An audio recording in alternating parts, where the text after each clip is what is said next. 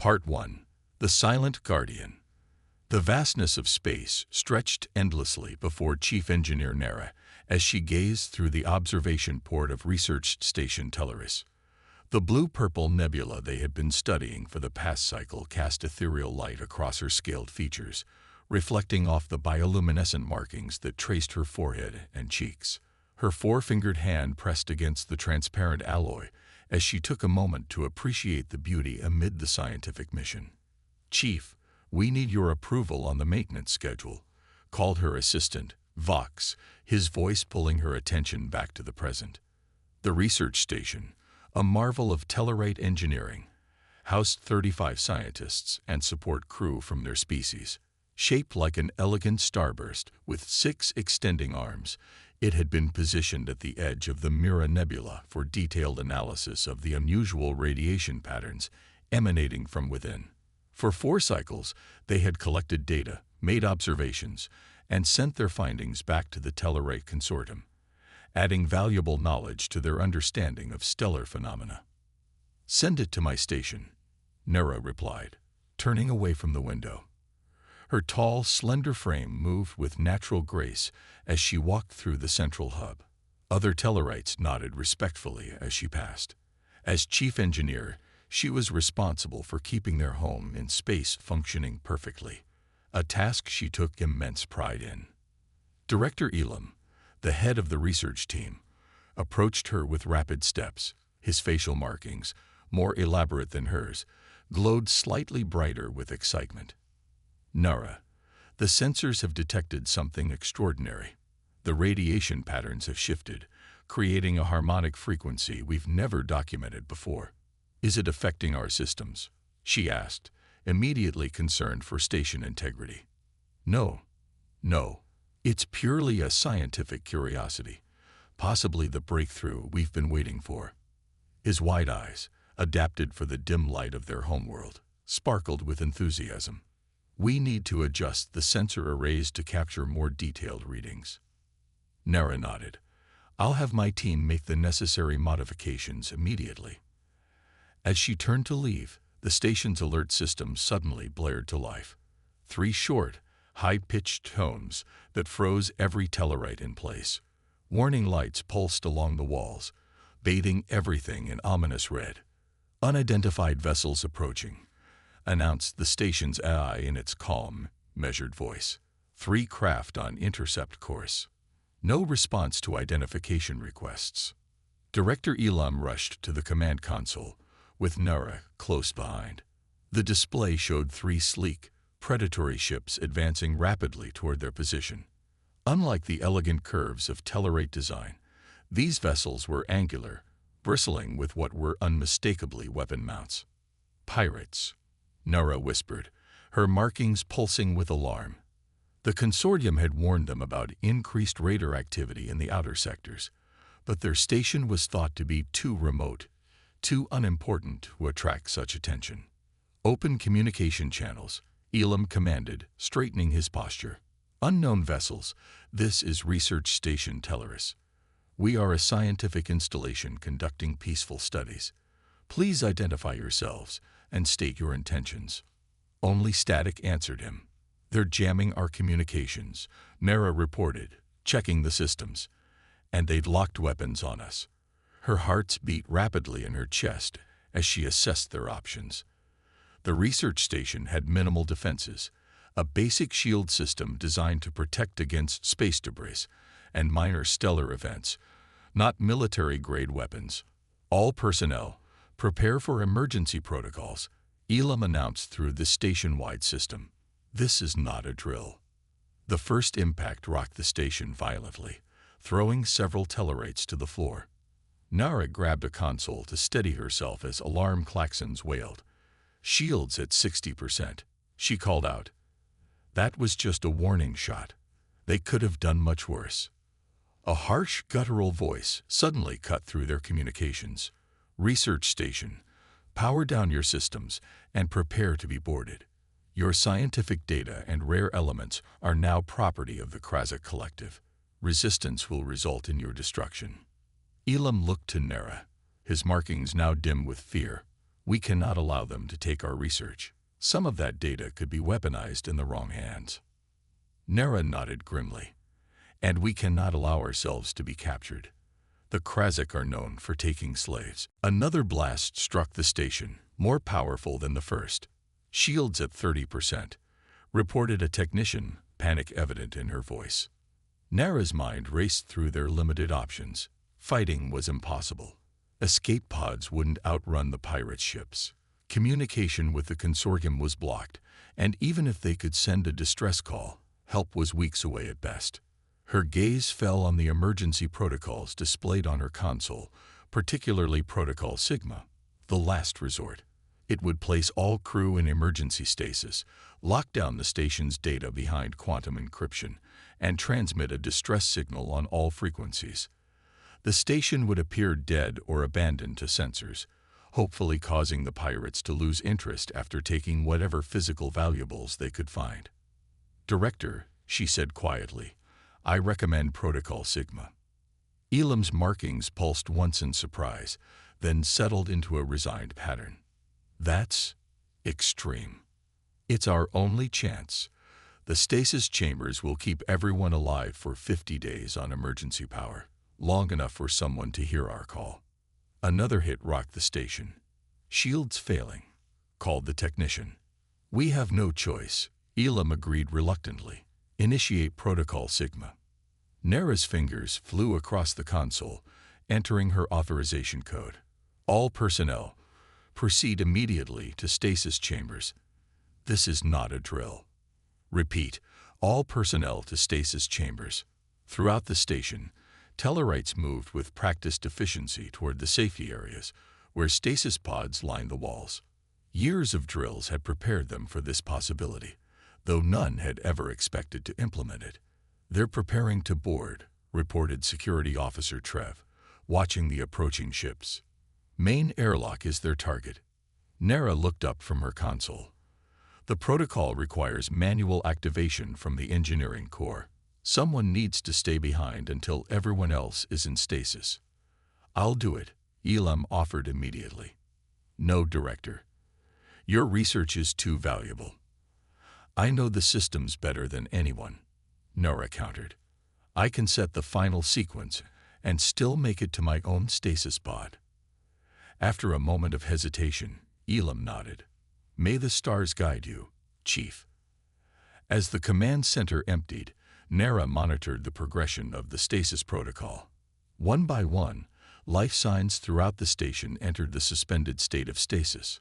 Heartbeats slowed to near zero, metabolic functions practically ceased, consciousness suspended in dreamless sleep. The pirates' boarding craft attached to the main airlock with a metallic clang that reverberated through the structure. Nara heard the cutting tools beginning to work on the outer doors as she rushed through empty corridors toward the engineering core. Inside the core, bathed in the blue light of the station's quantum processor, she quickly entered the final commands. The distress signal was prepared, set to broadcast continuously on all known frequencies in all major galactic languages. "This is Research Station Telleris. We have been attacked by pirates. 35 crew members in emergency stasis. Life support will fail in 50 days. We are peaceful researchers. Please help us." She sent the message out into the void, a desperate plea that would travel at light speed in all directions, growing fainter with distance but persisting nonetheless. Then she initiated the final lockdown sequence. The sound of the pirates breaching the main airlock echoed through the station. Nara had only minutes to reach her stasis pod in Section 4. She ran, her heart's pounding, through the now silent corridors, passing the pods where her colleagues lay suspended between life and death. A sudden explosion somewhere above rocked the station, throwing her against a wall. Picking herself up, she felt warm liquid running down her face, blood from a cut on her forehead. The pirates were being more destructive than anticipated, perhaps angered by the automated defenses or the lack of immediate plunder. Another blast, closer this time. Structural warnings flashed on the corridor displays. The damage was becoming critical in some sections. If they breached the hull near any of the stasis chambers, Nara made a split-second decision. Instead of continuing toward her own stasis pod, she diverted to auxiliary control. There, she could redirect emergency power to reinforce the structural integrity fields around the occupied stasis sections. It meant sacrificing her own chance at survival, but as chief engineer, her duty was to protect the station and crew. Inside auxiliary control, she quickly rerouted power, strengthening the fields around the stasis chambers. The pirates were moving through the station now. She could hear them on the internal sensors, their harsh voices calling to each other as they searched for valuables and crew. A final warning flashed across her screen. Critical, Huol imminent. Section 6. Section 6, where her stasis pod waited. Nara closed her eyes briefly, accepting her fate. She activated the emergency bulkheads to contain the coming breach, sealing off that section to protect the rest of the station. Then she sent one final update to the distress signal, detailing the pirate attack and confirming that all crew except herself were safely in stasis. As the pirates' footsteps approached auxiliary control, Nara stood tall, her markings glowing with defiance. She had done her duty. Now her only hope was that someone, somewhere in the vast emptiness of space, would hear their call. The signal traveled outward, days passing into weeks. It crossed empty sectors, passed through dust clouds, bounced off asteroid fields. It grew weaker, just as Nara had known it would, but it traveled on. And somewhere in that cold vastness, someone was listening. The human response. Captain Elena Reyes stood on the bridge of the Earth exploratory vessel Horizon, watching the stars streak by on the main view screen. 6 months into their mission to map the boundaries of what humans called the frontier zone, the crew had settled into an efficient routine. This sector of space, previously uncharted by humanity, had yielded fascinating astronomical data, but no signs of intelligent life. "Captain," called Lieutenant Park from the communication station, "I'm picking up something unusual." Reyes turned, one eyebrow raised in curiosity. "Define unusual, Lieutenant." "A repeating signal on multiple frequencies. It's very faint, heavily degraded, definitely artificial in origin." Park's fingers moved rapidly over his console. "It's coming from bearing 227 Mark 56, approximately 3 light weeks from our position. Can you clean it up?" "Working on it, Captain." After a moment, Park looked up with surprise. "It's translating now. Some kind of distress call." A scratchy, distant voice filled the bridge. "Research Station Tellerus. Attacked by pirates. 35 crew members in emergency stasis. Life support will fail. Peaceful researchers, please help us." The bridge fell silent as the message repeated. Commander Jackson, the first officer, was the first to speak. "That's well outside our mission parameters, Captain. At least 2 weeks off our charted course." Science Officer Dr. Patel was already analyzing the signal. "Based on the degradation, I estimate this message has been traveling for approximately 35 days. Reyes paced slowly across the bridge. "If they had 50 days of life support when they sent that signal." "They have about 15 days left." Dr. Patel completed the thought. "If nothing else has gone wrong." Reyes faced her bridge crew. "Plot a course to the source of that signal, maximum speed. Alert all department heads that we've changed mission." Commander Jackson stepped closer, lowering his voice. "Captain, with all due respect, we have no idea what we're heading into. This could be a trap, or involve us in some interstellar conflict we know nothing about. First contact protocols would suggest." "First contact protocols also emphasize humanitarian assistance," Reyes interrupted. "We can worry about the diplomatic niceties after we've made sure no one dies. No one else is going to hear them out here, Commander." After a moment, Jackson nodded. "I'll plot the course." "ETA to signal source at maximum speed?" Reyes asked.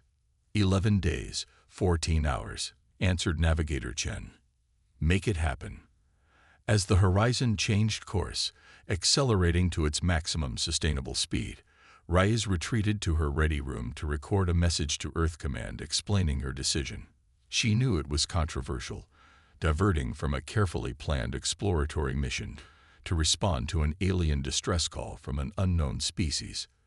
But in her mind, there was no real choice to make. The 11-day journey gave the crew ample time to prepare. Dr. Julia Santos, the chief medical officer, studied the limited biological data they could extract from the signal to prepare for possible medical interventions. Chief Engineer Rodrigo Alvarez reviewed the specs of their portable power systems, which might be needed to supplement the failing life support on the alien station. Security Chief Lieutenant Commander Marcus Williams prepared his team for potential hostilities, though Reyes emphasized that their mission was rescue, not combat. Finally, the Horizon dropped out of FTL travel with a gentle shudder. On the view screen appeared their destination, a starburst-shaped structure floating silently against the backdrop of a blue-purple nebula. Large sections of its exterior were blackened and damaged, and only minimal lights flickered along its surface. Life signs, Reyes asked immediately. Dr. Petal studied her readings. Very faint but present. Multiple signatures showing extremely low metabolic rates, consistent with some form of suspended animation. 34 distinct readings. The message mentioned 35 crew, Jackson noted.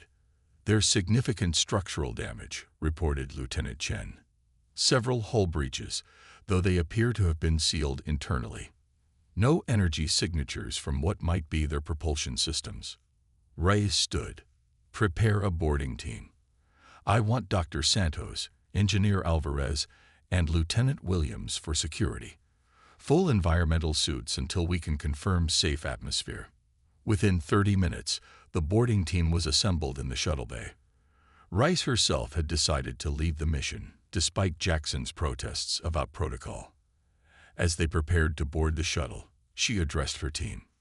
Remember, we're here to help, not to frighten them. We have no idea what these beings look like or how they'll perceive us. Lieutenant Williams, weapons holstered unless there's a clear threat. Understood, Captain, Williams replied, though his hand remained near his sidearm. The shuttle departed the Horizon and crossed the short distance to the alien station. Up close, the damage was even more apparent. Large sections of the outer hull were blackened and torn, evidence of weapons fire. They located an intact airlock, and after some study of its mechanisms, managed to interface their equipment to cycle it open.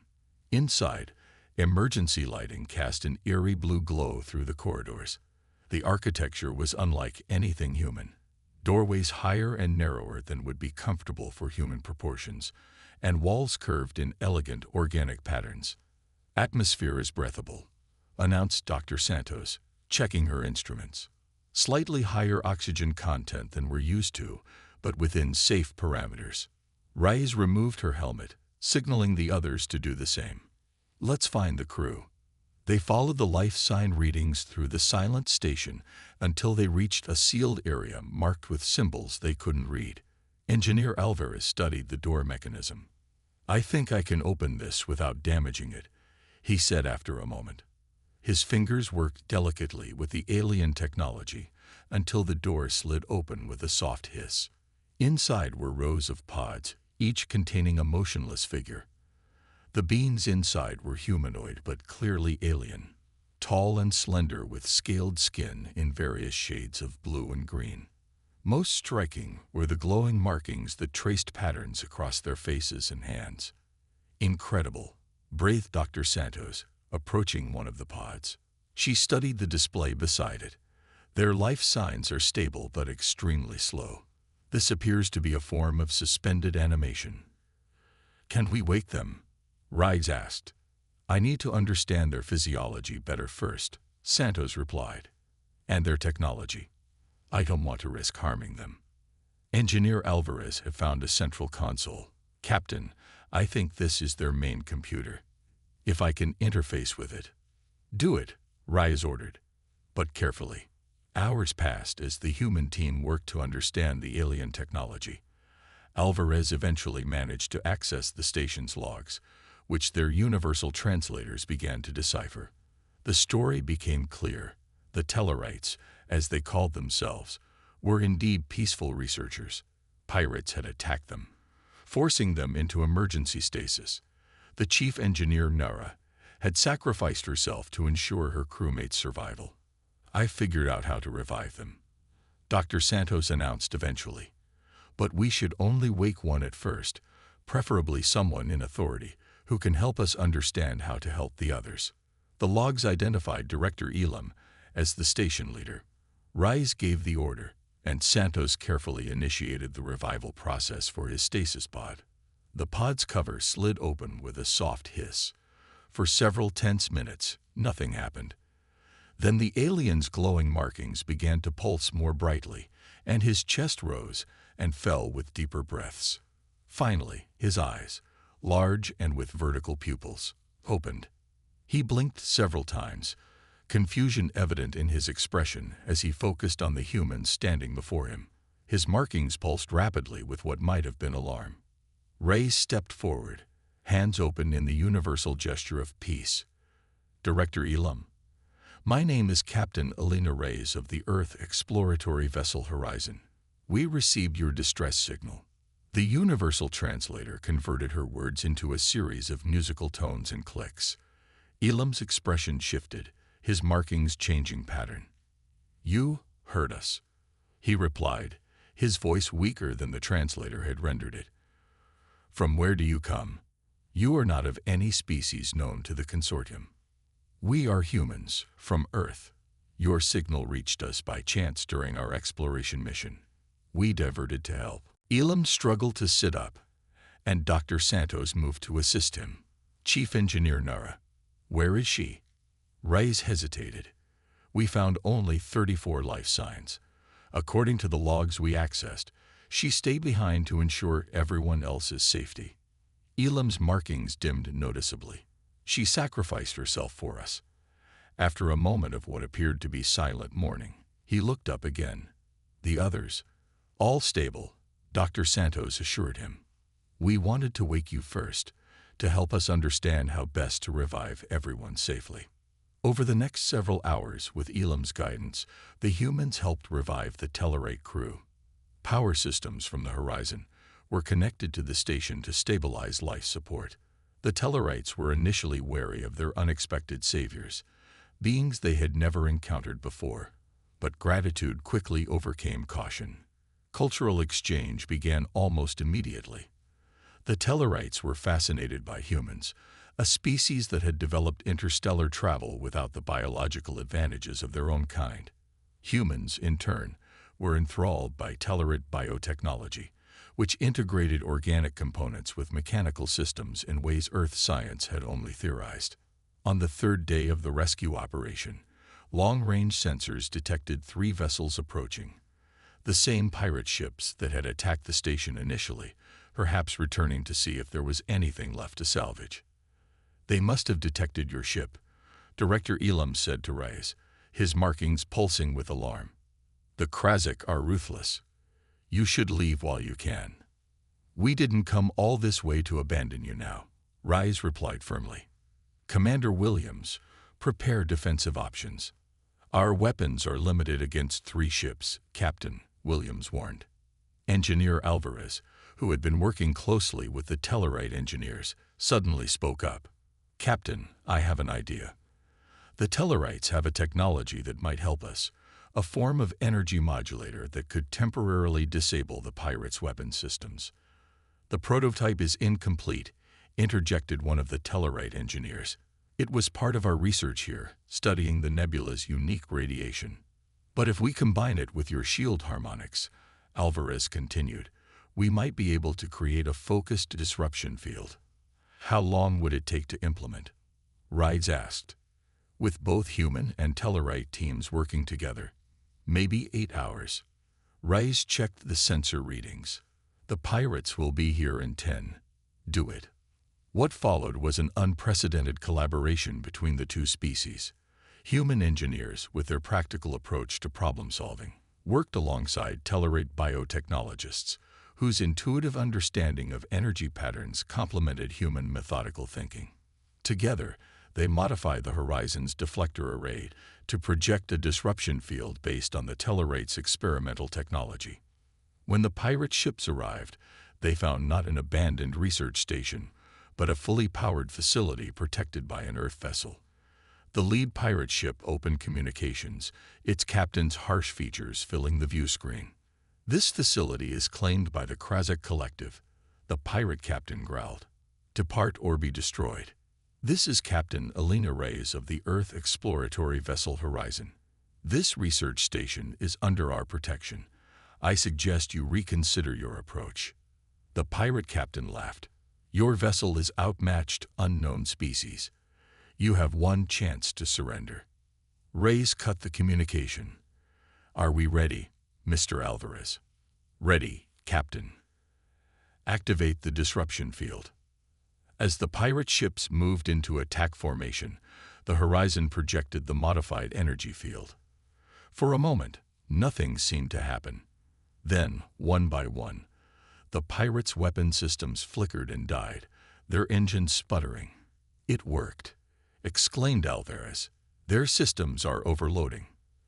"Open a channel," Reyes ordered, when the pirate captain's face appeared again. Now showing confusion and anger, she spoke calmly.